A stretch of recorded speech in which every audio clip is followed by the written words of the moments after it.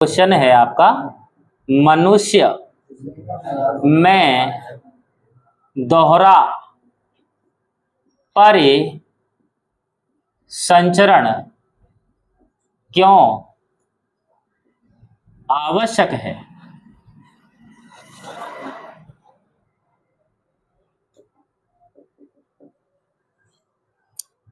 मनुष्य में दोहरा परिसंचरण क्यों आवश्यक है? अब मुझे ये बताइए, क्या दुनिया के अंदर जितने भी जीव पाए जाते हैं, क्या सभी में ऐसे ही होता है? पहले निकलता है, फिर जाता है, फिर लौट के आता है, तब शरीर में जाता है? क्या दुनिया के अंदर जितने भी प्राणी हैं सब में ऐसा होता है? नहीं, बहुत सारे जीवों में ऐसा नहीं होता। लेकिन मनुष्य के अंदर और मनुष्य जैसे जितने प्राणी हैं उन सभी के अंदर ये वाली क्रिया पाई जाती है, दोहरा परिसंचरण पाया जाता है। तो ऐसा क्यों पाया जाता है भैया, क्यों आवश्यकता है? क्यों ऊपर वाले ने हमारे अंदर दोहरा परिसंचरण को डाला? क्या आवश्यकता पड़ गई? तो इसमें से पहली आवश्यकता है कि जीने के लिए नहीं, जीने के लिए तो सब कुछ जरूरी है। अगर एक बार हृदय में आया और एक बार में शरीर में चला गया, जैसे मान के चलो ये अशुद्ध आया, इसमें से ये फेफड़ों में चला गया, शुद्ध होया। अब इसमें ना जाकर सीधा ये इसमें भी तो जा सकता है, शरीर में ये डायरेक्ट जाएगा। इसमें क्यों आ रहा है भाई? लौट के चला जाए ना, शरीर में जरूरत है, चला जाओ यहाँ पे। लेकिन यहाँ पे नहीं जाता, पहले वो हृदय में ही आता है ताकि इसको प्रेशर बन सके, यहां से उच्च दाब पर ये संपूर्ण शरीर में पहुंच सके। तो दोहरा परिसंचरण क्यों आवश्यक है? तो इससे शरीर की कोशिकाओं को अधिक ऊर्जा मिलती है। क्या मिलेगी? अधिक ऊर्जा मिलती है। दोहरा परिसंचरण से क्या मिलता है? शरीर की कोशिकाओं को क्या मिलती है? अधिक ऊर्जा मिलती है। तुम बोलेंगे अधिक ऊर्जा कैसे मिलेगी भाई साहब? अधिक ऊर्जा कैसे मिलेगी? अब जैसे मान के चलो, हमें अगर 10 मंजिला टंकी पे पानी चढ़ाना है, एक मोटर नीचे लगा दी मैंने, तो वो हिचकी ले जाएगी 10 मंजिला पर चढ़ाई हुए में। लेकिन एक मोटर अपन 5 मंजिल पे रख देते हैं, एक मोटर नीचे रख देते हैं, तो पहले तो पानी जाएगा 5 मंजिल पे, 5 मंजिल पे एक और मोटर लगी तो वो ऊपर पहुंचा देगी आराम से, ठीक है? तो 10वीं मंजिल पे पानी आराम से पहुंच जाएगा।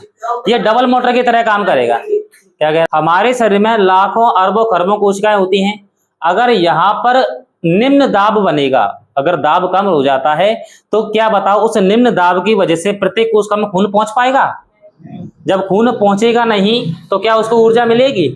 जब ऊर्जा नहीं मिलेगी तो क्या वो जीवित रहेगी? नहीं, मर जाएगी सारी कोशिकाएं। तो हमारा शरीर क्या एक ही लेयर बनी है? हमारे शरीर में बहुत सारी लेयर हैं, उन सभी लेयरों में कोशिकाएं होंगी, उन सभी कोशिकाओं तो खून को पहुंचाना है, तो उच्च दाब की आवश्यकता पड़ेगी, ठीक है? तो इस प्रकार यहाँ पर उच्च दाब भी क्रिएट हो जाता है, ठीक है?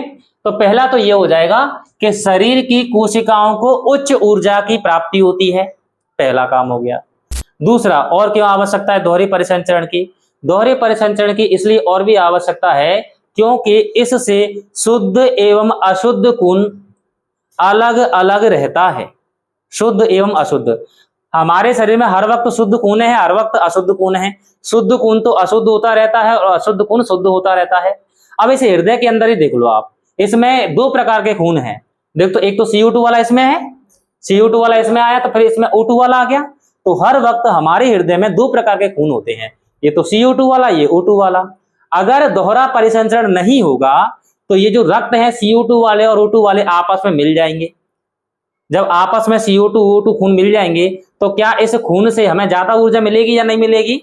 नहीं मिलेगी भैया। हमें ऊर्जा कैसे मिलती है? ऑक्सीजन से मिलती है ना भाई। ऑक्सीजन पहुंचेगा ग्लूकोज के पास, तब ग्लूकोज टूटेगा, तब ऊर्जा मिलेगी। CO2 भी पहुंच गई उसके पास, अब ग्लूकोज टूट नहीं रहा, तो भैया मुझे तो ऑक्सीजन चाहिए, मुझे तो क्या चाहिए? ऑक्सीजन चाहिए।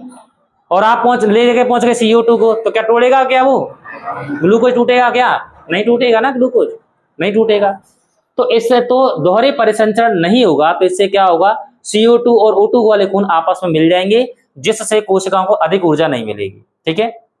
तो दूसरा तो ये हो जाएगा कि इससे CO2 जिससे ऑक्सीजनित तथा विऑक्सीजनित रुधिर को आपस में मिलने नहीं दिया जाता है या मिलने से रोकते हैं इस क्रिया विधि के द्वारा, दोहरे परिसंचरण के द्वारा।